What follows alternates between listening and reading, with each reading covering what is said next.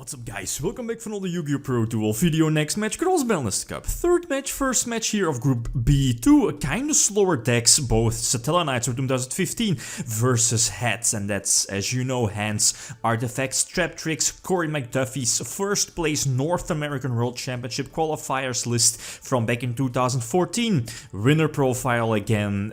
Basically the same list, right? It doesn't need an introduction. The hands can be kinda iffy, can be good against somewhat slower decks, as they are a couple of them, you know, in the Cross-Banlist Cup series, but against other decks they're quite useful, or can be quite useless. There is no artifact side here in the main deck, because I think it wasn't out yet, although at least not in the main deck, right? Same for Beagle deck, Corey did not decide to main deck that.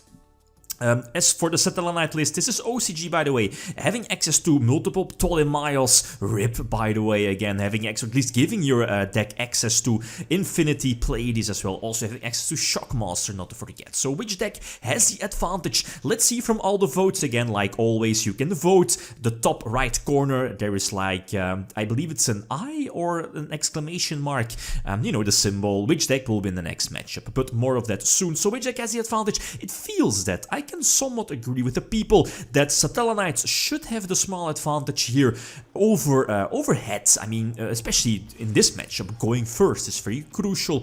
Opening, at least both decks will only open with 5 cards, starting from 2014, right? But yeah, going first, setting up your back row, getting, in case of Satellarknights, getting the Nep Search Altair, set up your engine. Same for H.A.T, getting the, you know, Myrmelio Search, set your back row, prevent your opponents, Satellarknights from using their effect. So I want to say that going first is quite crucial, in which, in most matchup that is. But anyway, Ptolemaeus, as you know, is banned. It gives your deck access to either Pleiades or Infinity. You know, just detach 3 materials, and then you can special summon either Pleiades or Cyber Dragon Nova from your extra deck. And as you know, Nova pretty much equals Infinity, as you see here now. You can attach, I believe it's during each end phase, you can attach like a Satellarknight H.A.T from your extra deck to it, like Deltros or Trivor, for example, or Constellar Diamond, just basically giving your Ptolemaeus extra materials, you know, giving a potential Infinity or Pleiades, eventually more materials as well. But Infinity, so strong against this slower deck. The hands can be quite good against Satellarknights if he does leave one of his monsters like in attack position, like a small attack monster, or high enough attack that I can suicide with my hands, crash into like the smaller monster, and then, you know, start popping, right? But nope, Cyber Dragon Infinity was just a little too much, so I lose this one. So, but yeah, this time going first, I see Maxi, that's good, but going first, it's not that optimal. But I do, I believe, was it the, yeah, indeed, I believe I got Harpy's Feather Duster, or am I mixing something with the other games? I might be a spoiler, right? But Harpy's Feather Duster, that's the disadvantage I have. I have to fear the mass back row removal, while he doesn't. that's how simple it is. We know the deck list, so I know this particular Satellite list is not running MST, so I can freely MST one of the Torrentials away. I mean, I believe a Torrential is at 3 in the Satellite list because of the OCG format, so I can definitely, I have to Torrential, this Typhoon away both back row, and you know, hopefully hitting like Torrential or whatever. Anyway, so Diamond is so good, especially because of it's like a big wall, and Korn, well, Castell I believe wasn't out yet. Arknight was like the, you know, the Castell back in 2014. Although, as you know, attack position monster only, at least Arknight can only target attack position monsters. So going for Korn basically does the same thing, but he could, well, pretty much like always chain his Ptolemaeus to Korn effect, but still it wouldn't have mattered too much, since both Nova and Pleiades, you know, the 2 targets for Ptolemaeus, always would have been destroyed either by Fire Hand, right? You know, Fire Hand Suicide Crash if he decides to special summon them in attack position or defense, and both of them have a very low defense. So in the long run, Korn was just basically to well, kind of force out Ptolemaeus. But again, in the long run, Ptolemaeus so crucial, big defense, and eventually, if I don't have the option, he's able to go for Infinity. And Shockmaster as well, hashtag unlock the shock. No, let's keep it banned. But yeah, the only time you see Shockmaster is in the Cross-Banlist Cup series, and let's hope it stays that way for the future. But yeah, another Ptolemaeus, I believe he called Traps, so using Duality, revealing or getting the call, but it doesn't matter, right? Ice Hand is not useful. I mean, he'll just negate the Ice Hand, or at least my life points aren't that high as well, so it's not going to matter too much. So that's like a quick 2-0. It's not looking too great for me for H.A.T, but in all honesty, this is something I somewhat expected. Satellarknights being the power creep of, well, is it dual?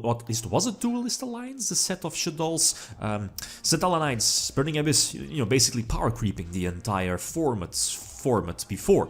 But yeah, anyway, so going first again, game number 3, 2-0 behind, but still, this is definitely a solid opening. I believe he knows that I have the Bottomless Trap, also the Unuk to try to attack over Mermelio. Nope, Sanctum into Mortal Tech to basically keep 2 monsters on the field, some pressure on the opponent, but Dark Hole again equalize the playing field. I have Soul Charge in hand, rip by the way with the most recent TCG ban list, but Soul Charge can be a very delicious comeback card, especially with multiple Mermelios in the graveyard, right? Popping those opponents' back rows.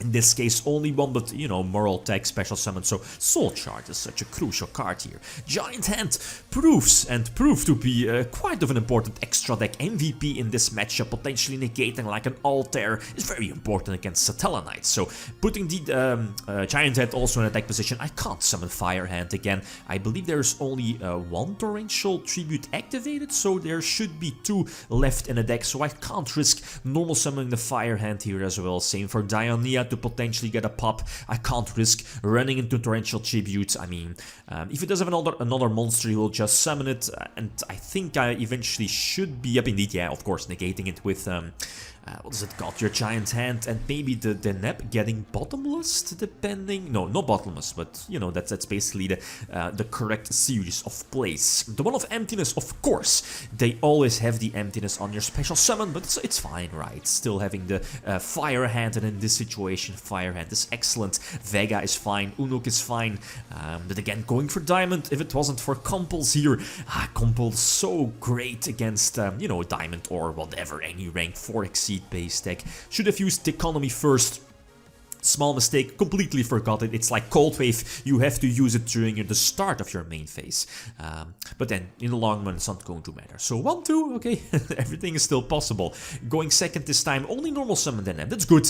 And, well, good for him, I guess, not let himself be open for something like Ice Hand. And if he would have set a Compulse here, I would have tried to crash into the Deneb, right? So he would have been forced to use Compulse. Black Horn of Heaven coming in clutch, negating the summon of the Ptolemaeus, so again, freely activate Typhoon, trying to get like a Mermelio Surge, potentially searching Bottomless Trapple if it wasn't in my hand already, so not, or at least he should, you know, he just should have like a normal summon Altair, and I'm definitely going to Bottomless the Deneb here.